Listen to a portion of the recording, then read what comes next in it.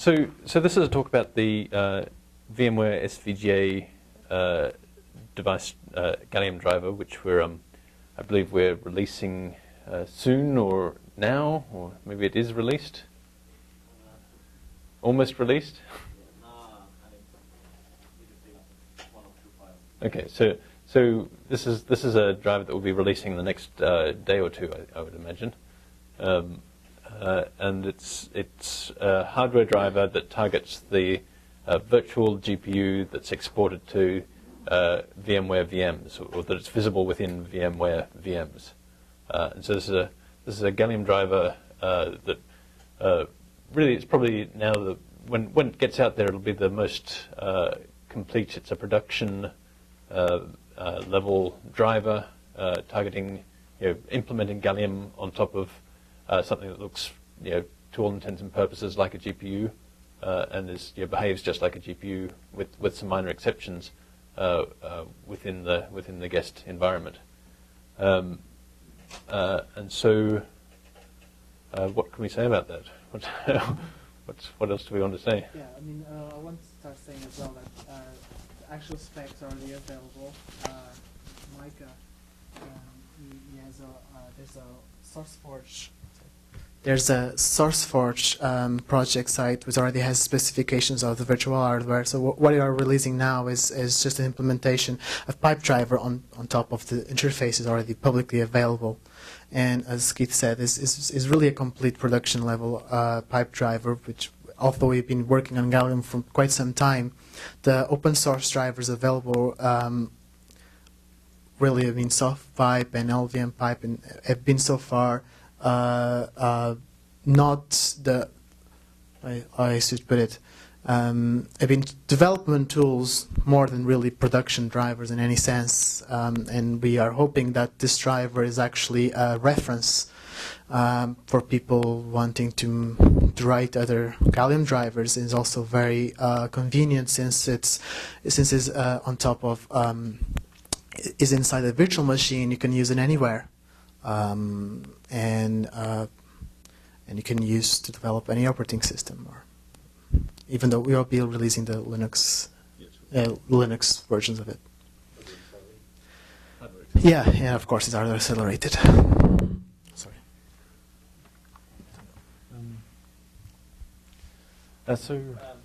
Hello. Yes.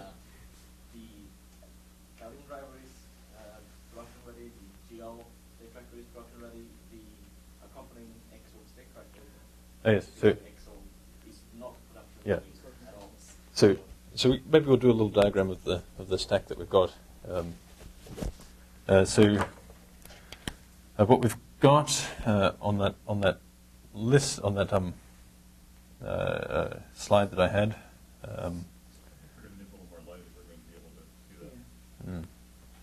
I think we can turn the light on now that Abby's gone.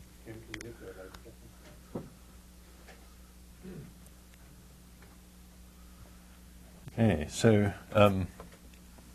do that again. Starting, if we have, who has hardware at the top and who has it at the bottom? So, hardware. No, that's too weird. that's fucked up. Hardware. Virtual hardware. VGPU. And the name of that virtual GPU, we call it the SVGA 2 GPU. So above that we have a Linux kernel module.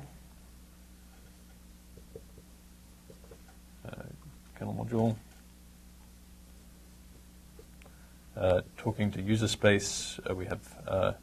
So this is really the whole stack, not just the individual Gallium part of it that we saw up there. But as you'll see, the Gallium part really implements almost all of the stack in this case. This is our Linux WinSys.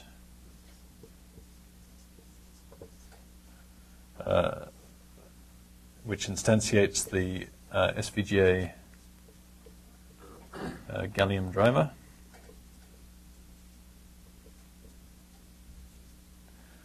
And sitting on top of that, obviously, this I'll draw it as if it's shared between two distinct executables, but in fact, this will be compiled into each of them separately, or linked into each of them separately. I think above here we have the MESA state tracker.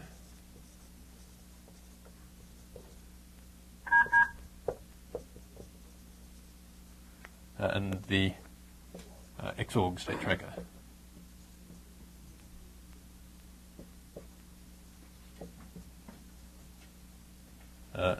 Implementing GL and X respectively. So basically, this is a full standard, Linux 3D and 2D stack, accelerated by this one piece that we've put together, this one hardware driver used in the GL and X environments respectively.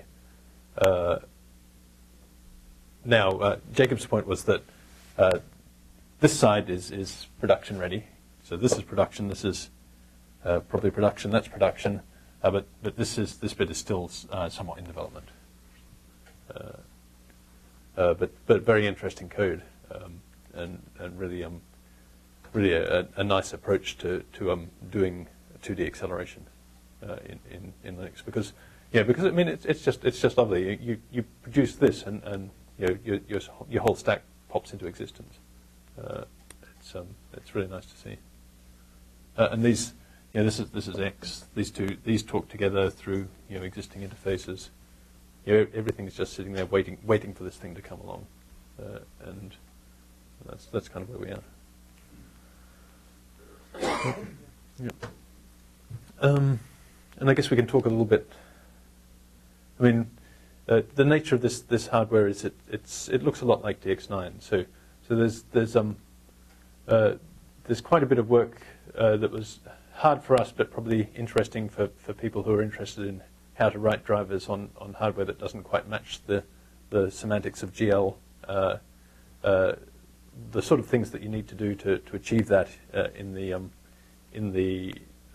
architecture that we have, what things are there that help you out or make that harder or easier, and so all of the things that we've been talking about in terms of workarounds and so forth are visible in here.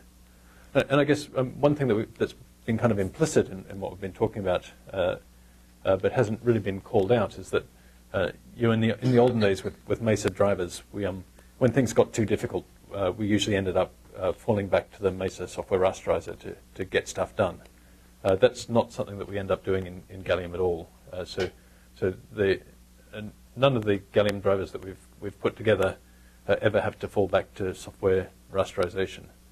We have various neat ways of achieving things that are missing. The sorts of things that are missing from hardware. Usually hardware is missing something or other, and most of them we've put together techniques for implementing. Usually the cost is falling back to software transformation of software vertex transformation, so that we can get the screen space vertex coordinates and do tweaks to them before rendering actual going onto the hardware to render primitives. So an example would be from memory, I don't think wide lines. Let's say wide lines aren't supported in there. Who knows? The obvious thing to do, if you don't want to fall back to software rasterization. Okay.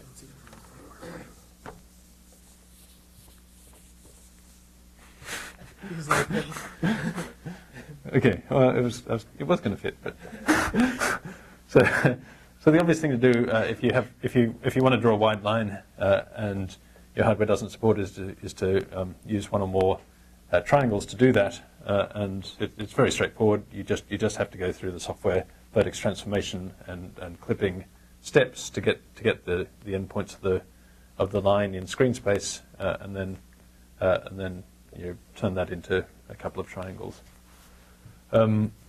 That's the kind of nature of things that we do. Some of them are more. So that's very simple. Some of them are a little bit more involved, like emulating anti-alias lines on hardware that doesn't have it, where we end up drawing this with a shader and a texture that provides that does the logic to provide, to approximate the coverage computation at the edge, things like that.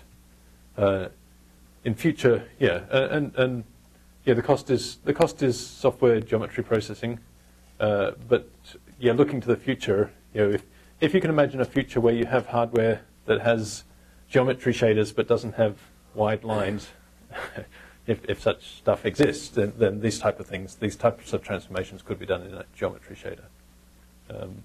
Or more to the point, if we had a geometry shader in our software transformation environment, then we could re-express these workarounds as geometry shader programs. What else? Can I just... Sure. So, one thing that's interesting with the SVGA since is DX9-like is that there's many hardware out there that is also DX9-like, and one thing we saw several times is actually the texture layouts, and so DX9 doesn't have min-log, right? Oh, yes. And many hardware out there doesn't allow you to establish min-log, the minimal level of detail. So if you're sampling from a texture and it's got levels and levels and levels. So you say the rest. Yeah. Oh no. Well, just going to say this is what we're talking about. If you got sampling from levels and levels and levels, DX I think allows you to cut here and say we'll sample in this region, but GL allows you to specify a top and bottom so that you sample between those two with the level of detail bounded above and below. Which is impossible to implement directly on DX hardware that just provides DX semantics. Well, the situation that we're in is that really the only way to do this is to when you find yourself in that situation.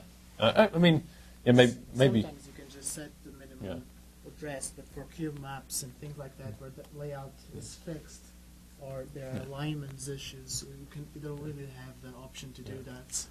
Maybe there's a shader transformation way to approach it. To achieve this, we really do need to create a temporary that just has those couple of nip levels, and then throw that at the hardware, and it can do the right thing from there. And this doesn't actually appear in the Gallium interface at this point, but it has been such a useful thing for managing workarounds internally that it's the type of thing that could bubble up to the surface. So.